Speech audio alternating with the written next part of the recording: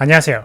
스카이매스랩의 한명욱입니다. 수많은 학생들이 궁금해하는 질문, 상위권 학생들은 과목별 공부 시간을 과연 어떻게 배분할까에 대한 해답을 들고 왔습니다. 특히 서울대, 연고대 학생들의 국영수 공부 시간 배분 데이터를 통해서 여러분들과 이 내용에 대해 상세하게 나눠볼 테니까 그 전에 구독과 좋아요 그리고 알림 설정하고 내용 시작해 보겠습니다. 혹시 여러분은 수학에 과도하게 시간을 투자하고 있다고 생각하시나요? 아니면 다른 과목에 비해서 수학 공부가 부족하다고 느끼나요? 이 영상을 통해 여러분들의 궁금증을 해소하고 과목별 학습 전략을 재정비하는 데 도움이 될 만한 통찰을 얻어가시길 바랍니다. 지금부터 여러분들에게 하나의 데이터를 보여드릴 텐데 서울대 그리고 연고대 학생들의 국어, 영어, 수학, 과목별 공부 시간 배분 데이터를 보여드리겠습니다. 서울대 학생들의 공부 시간 배분 데이터인데요. 기본적으로 문과, 이과를 통합해서 전반적으로 수학을 43%, 국어를 32%, 영어를 한 25% 정도 공부하는 걸로 확인이 가능합니다. 그리고 연고대 학생들의 경우에는 수학이 통합적으로 봤을 때 41%, 국어 28%, 영어 31% 정도로 서울대든 연고대든 수학에 40% 이상의 시간을 쏟고 있는 걸 알 수 있죠. 왜 수학에 40% 이상을 투자했을까라고 생각해 보신 적 있을까요? 아니면 그보다 적게 시간을 배분하고 있다면 시간 조정을 할 필요가 있다고 생각합니다.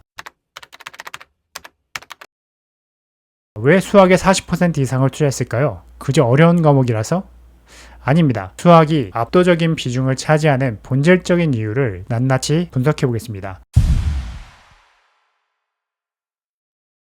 첫 번째, 수학은 누적 학습의 정점입니다. 모든 개념이 유기적으로 연결되죠. 수학은 그 전에 배웠던 것들을 잘 알지 못하면 그 다음 걸 배우기 어렵습니다. 예를 들어서 고1 때 배운 함수 개념이 수열, 그리고 수열의 극한, 미적분, 그리고 심지어 확률과 통계 그래프 해석까지 계속 쓰이게 되죠. 그렇기 때문에 사실상 그 앞의 내용을 잘 알지 못하면 그 다음 내용을 알기 어려운 과목이기 때문에 그렇게 많은 시간을 들여서 공부를 하게 되는 거죠.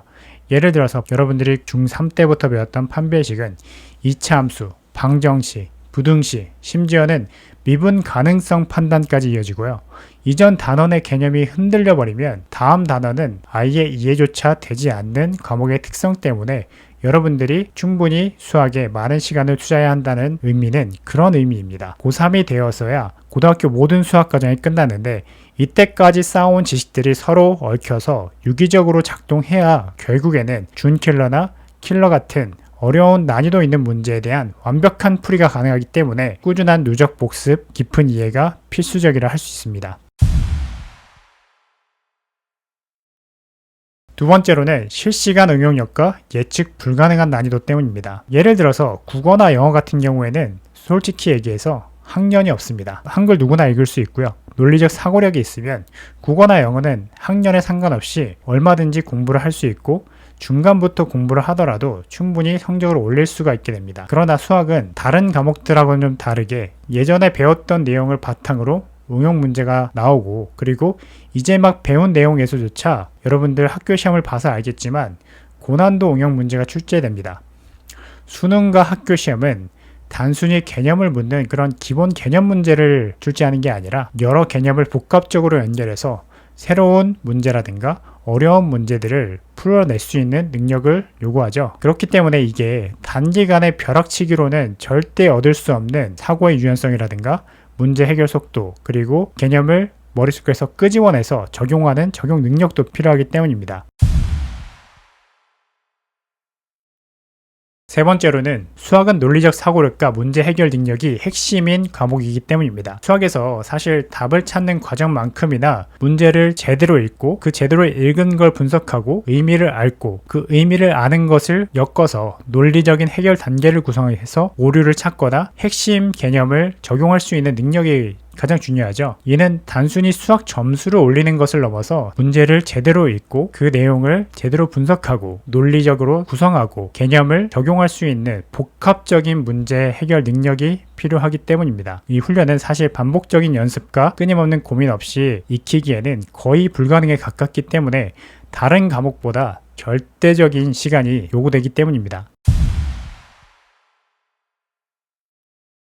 마지막으로 네 번째는 개념을 체득하는 데 필요한 절대적인 시간이 굉장히 길죠. 다른 과목들은 사실상 시험 기간에 벼락치기라든가 그런 암기만으로도 어느 정도 내용을 알고 성적을 낼 수 있지만 수학은 단순히 이해했다만 가지고 문제를 풀 수 있는 경우는 거의 드물죠. 왜냐하면 거의 이해했다 가지고 문제를 푸는 정도는 개념 문제, 정말 기본적인 개념 문제 정도를 제외하고는 문제를 거의 풀 수 없습니다. 그래서 진정으로 개념을 체득하고 어떤 유형의 문제든지 자유자재로 적용하기 위해서는 단순히 설명을 듣거나 개념 문제 푸는 것을 넘어서 스스로 고민하고 논리적 사고력을 통해서 풀이 과정을 재구성하고 핵심 개념을 적용할 수 있는 훈련을 여러 번 반복해야 하는 과정이 필요하기 때문입니다. 그렇기 때문에 다른 과목보다 훨씬 많은 물리적 시간을 요구하게 되겠죠.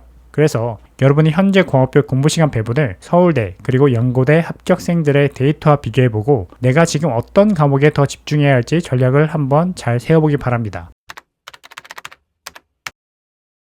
자, 조금 다른 이야기를 해보려고 하는데요. 중학교에서 고등학교로 막 진학한 학생들이 범하는 흔한 오류가 있습니다. 바로 내신 때문에 영어, 과학, 사회 등등 가능한 모든 과목의 학원을 다니는 그런 모습을 보이는데요.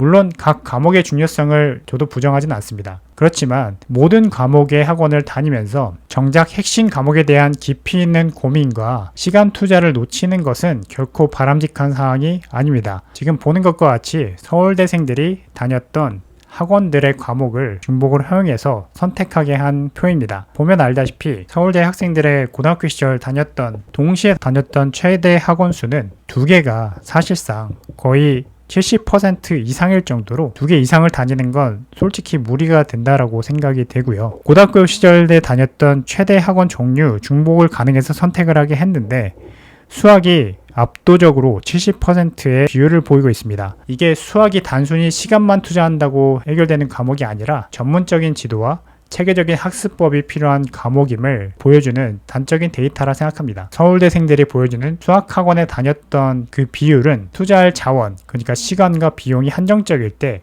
여러분들이 어디에 우선순위를 두어야 하는지를 명확하게 보여주는 증거라고 생각합니다. 이 영상을 통해서 수학 공부를 포함한 주요 과목들의 시간 분배에 대해서 다시 한번 어떻게 해야 되는지 여러분들에게 도움이 됐으면 좋겠고요. 혹시 댓글로 여러분들의 과목별 공부 시간 배분 비율이나 수학 공부에 대한 고민이 있다면 공유해주세요. 이 영상을 통해 수학 공부의 중요성을 다시 한번 깨닫고 효율적인 시간 배분 전략과 현명한 학원 선택을 통해서 여러분들이 좋은 성적을 받을 수 있게 되기를 진심으로 응원합니다.